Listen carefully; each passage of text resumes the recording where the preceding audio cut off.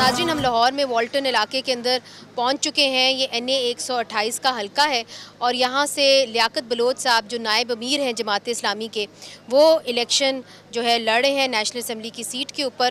لیاقت بلوچ صاحب السلام علیکم، کیسے ہیں؟ وعلیکم السلام، بہت شکریہ جی، بہت دنوں بعد آپ کی زیارت ہوئی ہے۔ لیاقت بلوچ صاحب یہ بتائیے کہ عمران خان صاحب کو وہ سزا بھی سنا دی گئی ہے سائفر کے کیس کے اندر 10 سال کی سزا، تو اس الیکشن کے اندر اور پچھلے الیکشنز کے اندر کیا فرق ہے؟ اس لیے چونکہ ایک پارٹی ہے جس کو بالکل دیوار سے لگایا جا رہا ہے، ان کا انتخابی نشان بھی لے لیا گیا ہے، تو کیا وہ گہما گہمی نظر آ رہی ہے آپ کو الیکشنز میں؟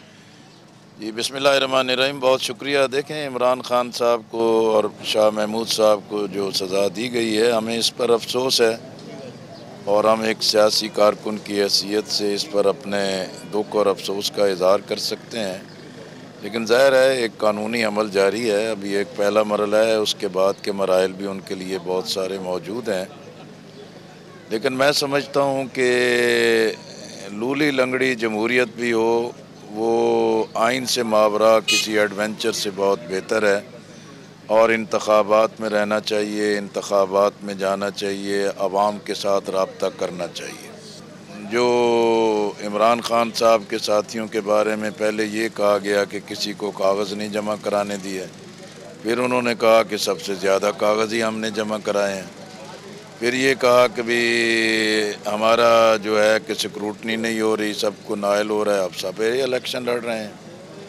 تو میرا خیال ہے کہ پارٹی موجود ہو تو نشان کی بھی اہمیت ہوتی ہے، لیکن اپنی جگہ جو ہے اس کی اہمیت تو پھر بھی برقرار رہتی ہے، لیکن اصل بات یہ ہے کہ سیاستدانوں کو اب یہ سوچنا ہوگا کہ وہ اسٹیبلشمنٹ کے لیے لاڈلے بنتے ہیں، اویلیبل ہوتے ہیں، اور صرف اقتدار اور کرسی کی خاطر ہر چیز کو پامال کر دیتے ہیں۔ اب اسٹیبلشمنٹ سے ہم یہ توقع رکھیں کہ بہت آسانی کے ساتھ ہمیں جمہوریت اور شفاف انتخاب تشریح میں رکھ کے دے دیں گے، تو یہ کبھی بھی ممکن نہیں ہوگا۔ پھر اس کے لیے کیا کرنا ہو؟ اس کی بنیادی چیز یہ ہے کہ جو ٹاپ جماعتیں ہیں، 8-10 جو لیڈرز ہیں، انہیں بالآخر ڈائیلاگ کرنے ہوں گے، بیٹھنا ہوگا، کوئی نیشنل پرائرٹیز طے کرنی ہوں گی۔ اگر ایک بڑا جو لیڈر ہے وہ جیل میں ہے تو کیسے پھر آپ مذاکرات؟ یہ ساری چیزیں ہو جاتی ہیں، ایسی بات نہیں ہے۔ سیاست میں کوئی چیز مشکل نہیں ہوتی، سیاستدان میں ول ہو، کریکٹر ہو، کمٹمنٹ ہو، آئین اور جمہوریت کی پاسداری کا اس کے اندر ایک جذبہ موجود ہو، پھر راستے کھل جاتے ہیں۔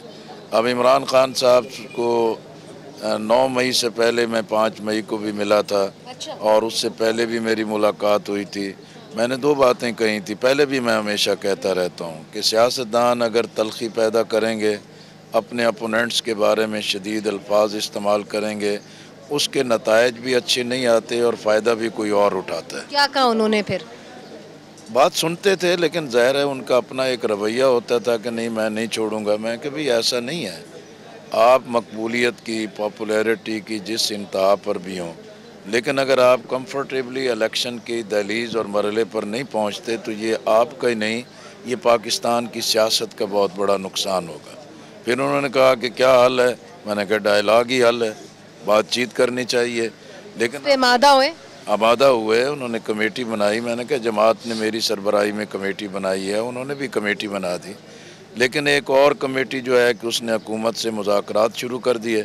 پھر خان صاحب کا ایک اور مطالبہ آ گیا کہ 14 مئی تک اسمبلیاں توڑ دو، حکومت ختم کر دو، الیکشن اناؤنس کرو، نہیں تو میں مذاکرات نہیں کروں گا۔ تو اسی سے معاملات اس قدر ڈی ٹریک ہوئے کہ جو ابھی تک سنبھل نہیں پا رہے۔ آپ نے بڑی ایک دلچسپ بات کی، آپ ایک زیرک سیاستدان ہیں اور آپ نے کہا کہ اسٹیبلشمنٹ سے جو ہے آپ کو ایک طریقے سے پھر سے سپیس لینی ہوگی، تو آپ نے کہا اس کے لیے سیاستدانوں کو اکٹھا ہونا ہوگا، تو اس کی پہل کون کرے گا؟ آپ کے دماغ میں کیا بات ہے؟ کیسے، کیا جماعت اسلامی اس کے اندر ایک رول ادا کر سکتی ہے؟ دیکھیں، اس وقت تو مرحلہ ہے کہ انتخابات ہو رہے ہیں، جماعت اسلامی انتخاب میں ترازو نشان کے ساتھ موجود ہے۔ ہم حلقہ جات میں پورے ملک میں ایک بڑی مہم چلا رہے ہیں۔ اب تو 8 فروری کا الیکشن ہو جانا چاہیے، اس کے راستے میں جتنی بھی رکاوٹیں ہیں اس سے ٹکرانے کی بجائے الیکشن کی طرف آگے بڑھنا چاہیے۔ الیکشن ہو جائے، الیکشن کے نتائج آ جائیں تو پھر میرا خیال ہے کہ بھی تمام لیڈرز کو بھی اپنے آٹے دال کا بھاؤ بھی پتہ چل جائے گا، اپنی پوزیشن اور ورتھ بھی سامنے آ جائے گی۔ میں سمجھتا ہوں کہ بالآخر ان انتخابات کے بعد سیاستدانوں کو بات چیت کرنی ہوگی اور آپس میں ڈائلاگ کے ذریعے جو ہے کہ جمہوریت کے استحکام اور آئین کی پاسداری کی طرف آگے بڑھنا ہوگا۔ بہت بہت شکریہ، آپ نے ہمارے سے بات کی۔